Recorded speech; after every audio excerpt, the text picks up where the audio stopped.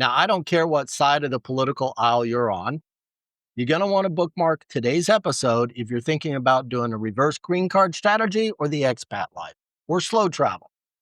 Hi, everybody. I'm Doug, and this is Dying to Retire. And in today's episode, we're going to talk about the crazy residency visa paperwork. So, a lot of people think you can just pack your shit up and get on an airplane and fly out somewhere and live there. Nope, you're going to have to hold your horses some.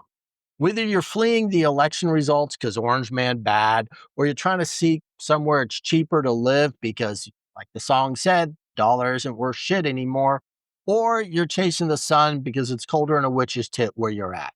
No matter what, if you're going to be doing this, there's going to be paperwork that you're going to have to conquer to be able to get there. You're either going to do the paperwork yourself, or you're going to go with a service provider to help you with those services. Now, if you stay to the end, I might be able to save you around $500. So let's get started and let's unravel this visa residency nightmare. Now, let's talk about a couple misconceptions, a few of them. First one is people think you can hop on a plane and just suddenly fly somewhere and start living there. That's what all these influencers are wanting you to think. That's what all of these movie stars or politicians and everything, Orange Man, bad, TDS, all this other shit, say they're going to do. And they hop on the plane the next day and they film themselves for Instagram, TikTok, or YouTube flying somewhere. Doesn't happen that way. They've had stuff already in play or they're just going on vacation.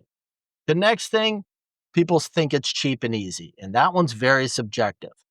If you're Elon Musk, yeah, the shit's cheap. You and me, it's subjective. And it's really going to depend how much you're wanting to spend. That's why I'm saying stay to the end, because I possibly can save you $500. The other thing is people think it happens real fast. Nope. Now, the actual act when you get to the location with all the paperwork may go fast, but there's this whole lot of front end that we have to do. And that's what I'm going to discuss with you today in this part one. That's what you have to do. And lastly, a lot of people think you don't need to get an attorney, a lawyer. Well, here's the thing. My Spanish ain't that great.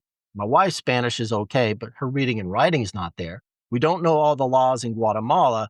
Therefore, it's smart to get a Latin lawyer, or for us, Guatemalan lawyer.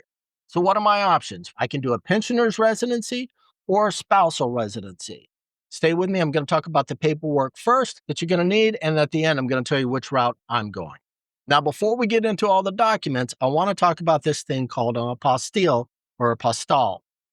You can pronounce it different ways. Doesn't really matter. For me, I'm going to just call it the apostille or apostilled.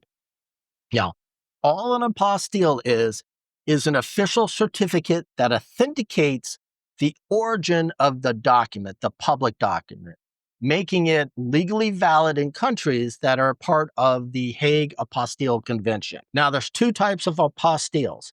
If you have a state-issued document, it gets apostilled by the secretary of the state of the issuing document.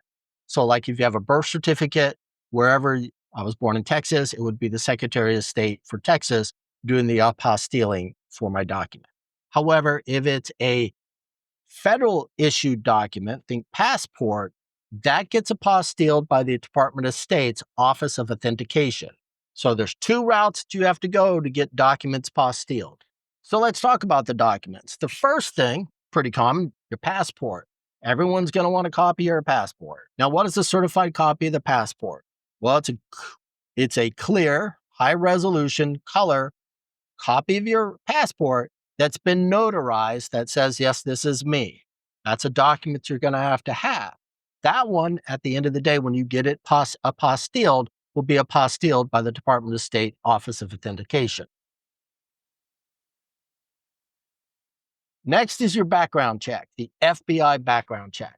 Now, this is a document that's detailing your criminal history or lack thereof, and that's what you want, lack thereof of a criminal history. However, to get this document, it's a multi-step process. The first part, you go on the FBI.gov website, you find the document that you're looking for, you fill it out, there's a small fee, and a couple hours later, they'll send you a document to your email that you're going to print out and take to the postal service. Now, you want to find a post office that does digital fingerprints because you're going to go there. There's going to be a fee for that as well, and I'll talk about that a little bit later. but you're going to go there to get your digital fingerprints. And by that document that the FBI sent you, it has a number on there. The post office is going to punch that in. So they'll send your digital fingerprints to the FBI where they can do the background investigation. In about a week or so, you'll get the response from the FBI. Next, you need your birth certificate, and it's going to be the long form. And I really don't know the difference between the short form and long form because I've only always seen the long form. We know what the birth certificate has: your name, when you were born, what hospital, what state, your parents' full name, and that information. And again, that's another document you're going to require to be apostilled. Like I said, I was born in the state of Texas, so that needs to go to the Secretary of State of the state of Texas for the apostille. Next, now this is one of the ones, depending on which type of resident you're going to be getting. I'm going to talk about the marriage certificate. The marriage certificate, again, it's the certificate and where you got married. So we got married in Las Vegas. Yes, we went down, did the whole thing. No, it was not done by Elvis. No, it was the little chapel. We could have had Elvis, but we didn't. I would have preferred Darth Vader. Just saying.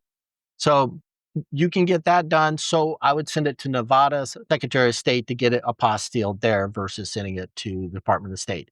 So that's what I want to get there. That's if I'm doing the spousal residency. Lastly, what we have there is called the proof of income.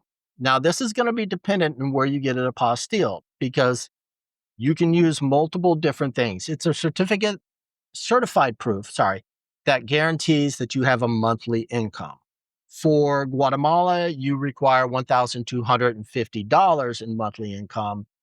Other countries may require more. I'm not sure if anybody else requires less, but it's all in and out there. So you're going to be looking at that. That's a document now, depending on where you get it. You get it from Social Security Administration because it's your Social Security dollars. That will be apostilled by the Office of Authentication in State Department. However, if you have a state pension or something like that one, that's a state document, you would work on that side to get it. Now let's look at this flow chart and make it a little easier. First half, you get all the documents you want. You want to make sure you have your birth certificate, your marriage certificate, proof of income, copy of your certified copy of your passport, all the stuff. So you're going to get them out. And one thing I'm going to tell you, all these folks do, they require an ASE, self-addressed stamped envelope. That way they can send back the apostilled documents to you. So if like your marriage certificate and your birth certificate, those are going to go to your state Secretary of States. And then for, like I said, the passport, your FBI background check, and for my case, because I work for the federal government, my OP proof of pension coming in, those would be all sent to the Department of State Office of Authentication. Now that goes to them, and it can take anywhere from 2 to about 5 weeks for this whole process. They're going to send it all back. And once I get everything back, that's when I lump that all together. And that's going to be in part 2 with the information I send down to my Guatemalan attorney. Next, let's look at this one. I talked about cost. And here's where I can save you $500. Overall, for me doing this all by myself, cost about $236. Now, I'm saving myself $130 to $150 because I already had a passport in hand. So that was the case. But you can see in there, the birth certificate, if you didn't already have one, you can be able to get one. It's about $23 for the state of Texas. Apostilling from Texas is $15. The marriage certificate costs $15 to get a copy of for Nevada, and then $20 for the apostilling for the state of Nevada. The background check is a little bit different on there. When you're filling out the form on the FBI website, that's $18 to do it like that, but it's $50 for the fingerprinting at the post office. And again, $20 is the State Department charge for the apostille. Now, certified copy of my passport, it cost me about $10 to get it notarized on there, and then State Department will apostille it for for $20. Then the proof of income, again, notarized $10, $20 to get it apostilled by the State Department. All in all, my mailing cost was about $15. That's me doing it by myself by getting on the computer and doing a little legwork. However, if I wanted to use a service, and I did look at these service providers, there's a big difference.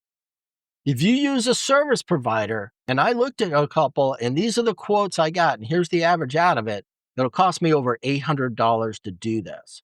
So if I do it myself, I save $500, more than $500. Because let's look at their cost. Even if I have the birth certificate on hand already, they will charge me $275 to get it down there and get it apostilled. Marriage certificate, one of them was looking at charging me $345 to do it. And that's if I had the copy of the marriage certificate. Background check, the same thing. They were going to throw and just say, we'll get a apostille for $100. I've already paid the $68 to get the fingerprint and everything else. $100 for apostille. The Department of State's going to charge me $20?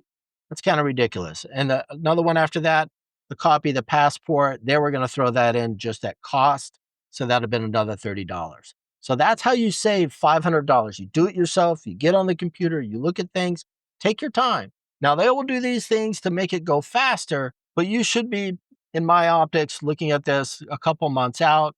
It takes about 2 months, month and a half for all this paperwork to go back and forth before you get it to the Latin attorney. So save yourself $500. Now, which residency I'm going to do?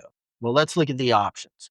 If I do a pensioner's residency, it will give me permanent residency. I'm free to travel in and out of the country. I don't have a 90-day limit. However, I am not allowed to work. I can own a company, own a business in Guatemala. I just can't work and I just can't work.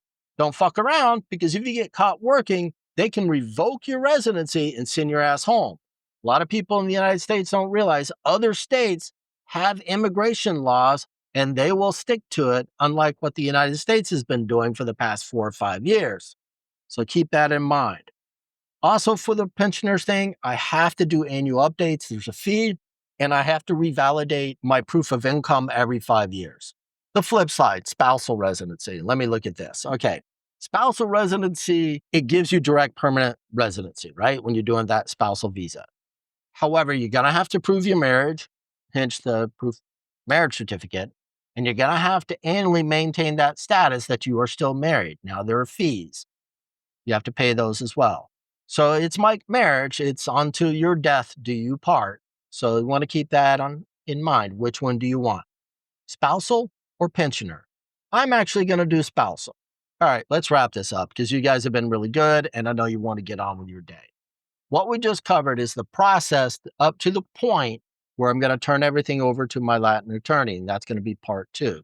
So part 1 was about us getting our documentation all together, sending them out to the correct agencies to get them apostilled, and getting them back where you're ready to send them to the Latin attorney. Like I said, this is just part 1. This is where you guys can help me.